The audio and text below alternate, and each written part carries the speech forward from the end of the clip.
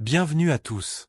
Aujourd'hui, nous plongeons au cœur d'un dossier qui dépasse le cadre sportif pour devenir une véritable affaire de souveraineté nationale.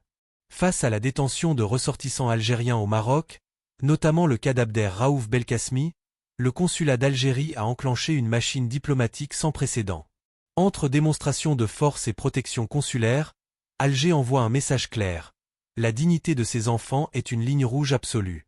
L'appareil diplomatique algérien vient de franchir une étape décisive. Dès les premières heures de l'interpellation de supporters algériens sur le sol marocain, le consulat général d'Algérie a activé des protocoles d'urgence.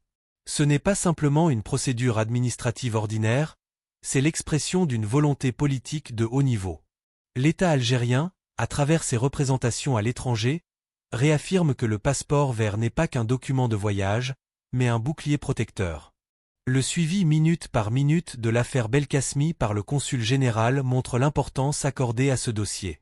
Le message est limpide, aucun Algérien ne sera abandonné à son sort face à ce qui est perçu comme une injustice flagrante. Dans cette nouvelle Algérie, la protection du citoyen à l'étranger est devenue un pilier de la sécurité nationale. Cette réactivité contraste avec les pratiques du passé et souligne une montée en puissance de l'influence consulaire algérienne, capable de mobiliser des ressources juridiques et politiques en un temps record pour contrer toute tentative d'intimidation ou de harcèlement.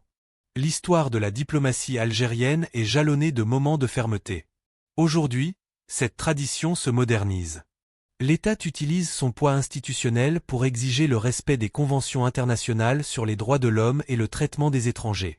En refusant tout chantage, Alger montre que sa souveraineté ne s'arrête pas à ses frontières géographiques, mais s'étend à la sécurité physique et morale de chaque membre de sa diaspora, surtout lorsqu'ils sont pris pour cible dans des contextes de tension régionale. Ce qui choque l'opinion publique et les observateurs internationaux, c'est la disproportion manifeste entre les faits reprochés et les mesures judiciaires prises. Des jeunes supporters, venus initialement pour vivre leur passion du sport, se retrouvent derrière les barreaux pour des gestes qui, ailleurs, ne seraient que des anecdotes numériques ou des plaisanteries légères. Le cas d'Abder Raouf Belkacmi est emblématique, une simple boutade sur les réseaux sociaux transformée en crime d'État par le système judiciaire marocain. Cette situation révèle une politique de deux poids, deux mesures de plus en plus difficiles à ignorer.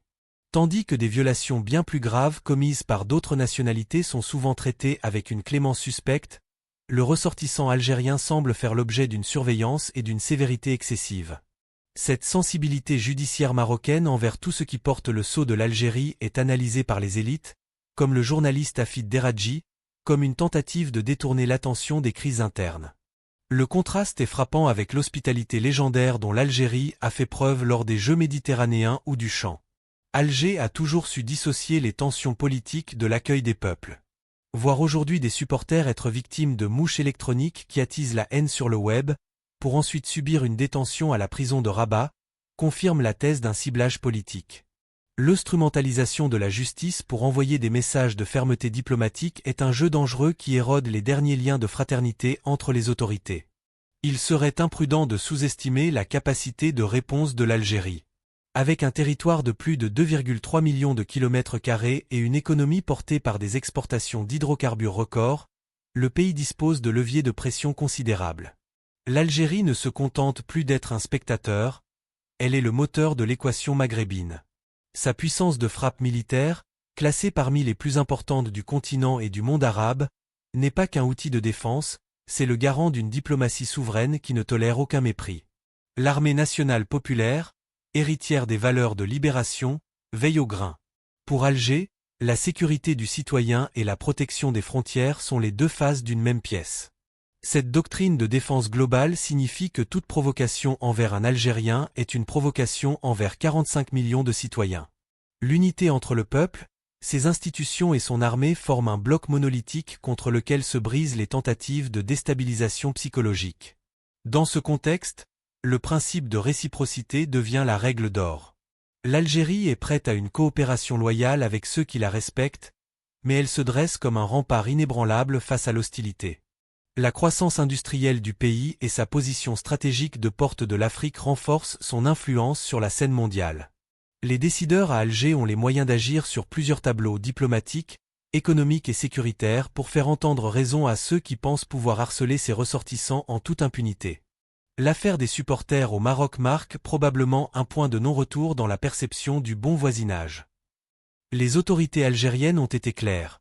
Le discours de la fraternité a été gravement endommagé par des actes hostiles répétés. Alors que l'Algérie reste attachée à la sagesse et à la retenue, elle n'en demeure pas moins vigilante. L'ouverture des portes du voisin à des entités étrangères hostiles à la région, tout en emprisonnant des jeunes pour des vidéos humoristiques, impose une révision globale de la stratégie diplomatique. La solidarité nationale qui s'est manifestée à travers le pays et sur les réseaux sociaux montre un peuple soudé. Cette union sacrée est la véritable force de l'Algérie. Les investissements massifs dans les infrastructures sportives, les stades modernes et les centres de formation ne sont pas seulement des projets matériels, ils sont les symboles d'une nation qui regarde vers l'avenir avec ambition et refuse la médiocrité ou la corruption. En conclusion, l'époque où l'on pouvait porter atteinte à la dignité algérienne sans conséquence est définitivement révolue. La gestion de cette crise prouve que l'État est présent, fort et rationnel. Que ce soit par le biais de pressions consulaires, de recours internationaux ou de la force tranquille de ses institutions, l'Algérie rétablira la justice pour ses enfants.